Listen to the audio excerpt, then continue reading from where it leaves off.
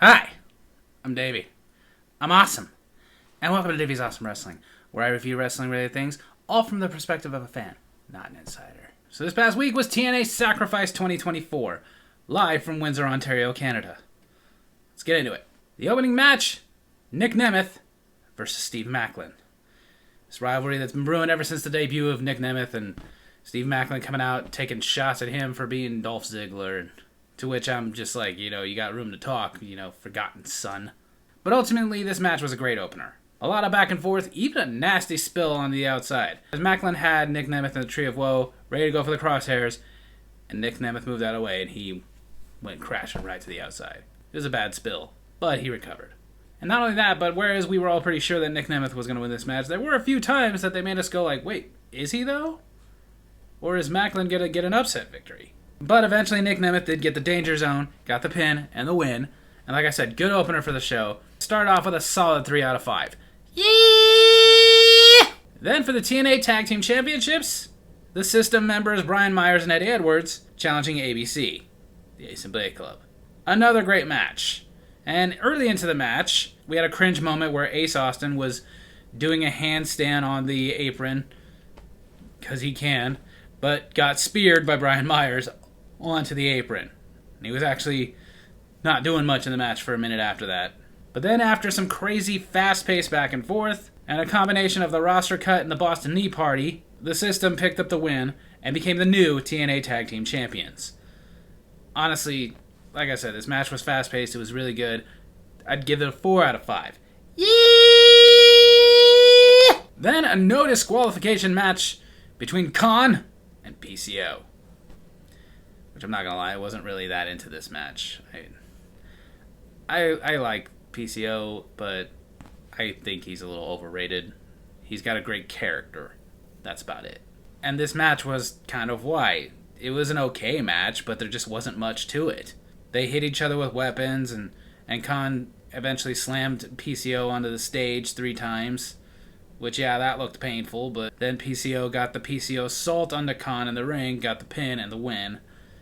And it was just, I don't know, sorry, but even for a no DQ match, it was kind of lackluster. I'd only give this one a 2 out of 5. Yeah! Then for the TNA Knockouts Tag Team Championships, Danny Luna and Jody Threat, calling themselves Spitfire, challenging MK Ultra. It was okay, but again, there wasn't much to this match. Now, that's not because the wrestlers in this match couldn't put on a great match. I think this was probably a time constraint thing. Because during the entrances, MK Ultra came out, started beating on Danny Luna and Jody Threat, and then for a few minutes, they basically were just beating the crap out of Danny Luna and Jody Threat, both of whom weren't getting in that much offense at all, until Jody Threat got a roll-up and an upset win, making them the new TNA Knockouts Tag Team Champions. Which, like I said, this had the potential to be a good match, but again, they just kind of rushed it. Although after the match, it looked like MK Ultra was on their way to splitting up, as Masha Slamovich clearly blames this on Killer Kelly. So at least there was some storytelling, but the match itself, another 2 out of 5. Yeah! And then a rematch from TNA Hard to Kill, as Hammerstone versus Josh Alexander. Hammerstone no longer going by Alex Hammerstone, but officially on the TNA roster now. Great match. Honestly, in my opinion, stepped it up from their last one, which that was a great match too. But what made this one better than the last one, I think, was the last one just felt like kind of a throwaway match. Just, okay, we got him for the night, we got our best wrestler, let's put him together and have a one-off. This had much more of a story being told. This time, Hammerstone was a lot more vicious. He dominated the first part of this match, but of course, Josh Alexander made a comeback to Canada chants, and even got the ankle lock on Hammerstone, and Hammerstone tapped out. However, during the scuffle of getting him into this ankle lock, the referee got knocked out, so there was nobody to call it. So after Josh Alexander let go of the hold to try to get the referee back in the match, Hammerstone hit Josh Alexander with a low blow, then hit Alexander with the Nightmare Pendulum, and got the win. Making it 1-1, and obviously meaning there's going to be a rubber match, which I would love to see another one of these matches. And this one, in my opinion, was match of the night, as I give it a 5 out of 5. Then a 6-man tag of the Grizzled Young Veterans and Mustafa Ali versus Time Machine, Motor City Machine Guns, and Kushida. It was good, and I can't complain because there's a rivalry going on between Mustafa Ali and Chris Sabin over the X Division Championship, which is what I've been wanting. I just kind of feel like, it's a big event. It should have just been them one-on-one. Instead, they're just building it. But whatever, at least they're building a rivalry for the X Division Championship. Not to mention the tension between Alex Shelley, Kushida, and Chris Sabin, as he kind of blames them for losing his rematch for the TNA World Championship. So there was plenty of back-and-forth drama until the end when the Motor City Machine Guns got a miscue and collided so that the Grizzled Young Veterans could double-team Chris Sabin, allowing Mustafa Ali to get the 450 splash and the pin, winning it for their team. Like I said, it was a good match. Easily got its 3 out of 5.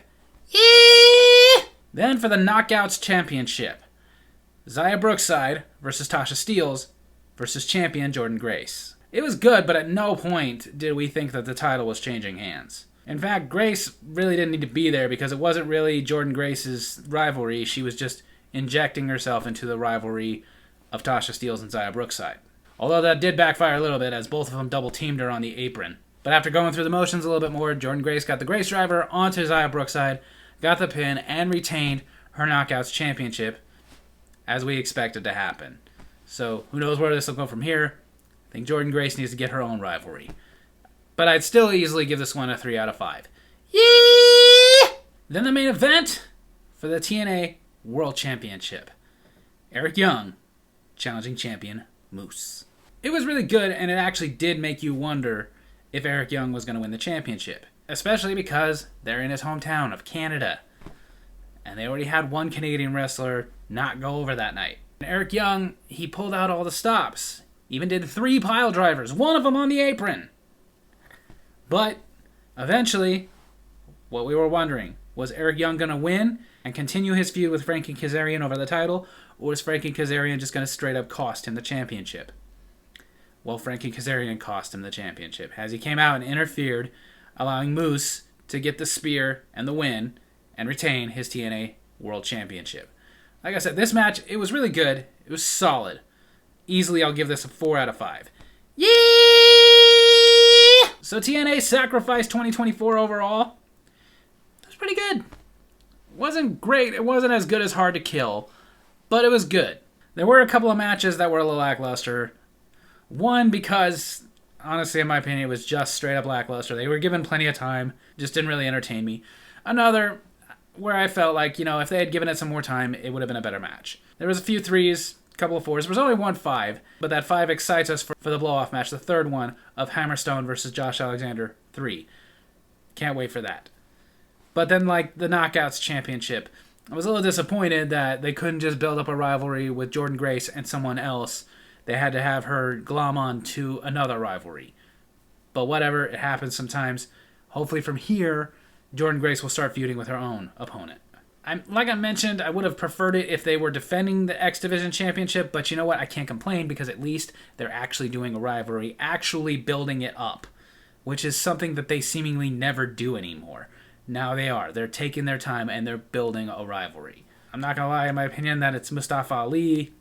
Not that excited about it because his whole time in WWE, he impressed me with what he could do, but he never impressed me as a personality or a wrestler in and of himself. He was just very bland, in my opinion.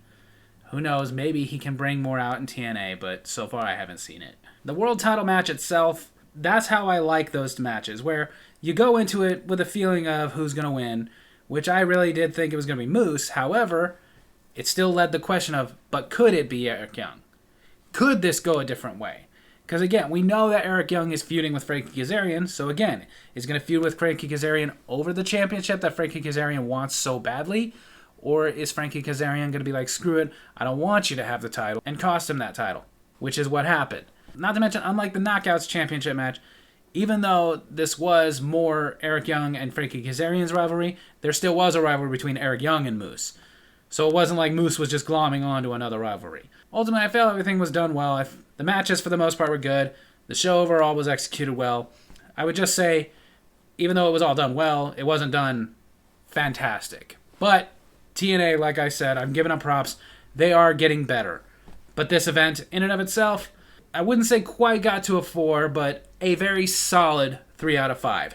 Yeah! So there you have it. That's my wrestling review this week. I hope you guys enjoyed it. And if you did, make sure to hit like, hit subscribe, hit the little bell so you get notifications for when I post new videos, and leave a comment. Tell me what you thought of TNA Sacrifice 2024.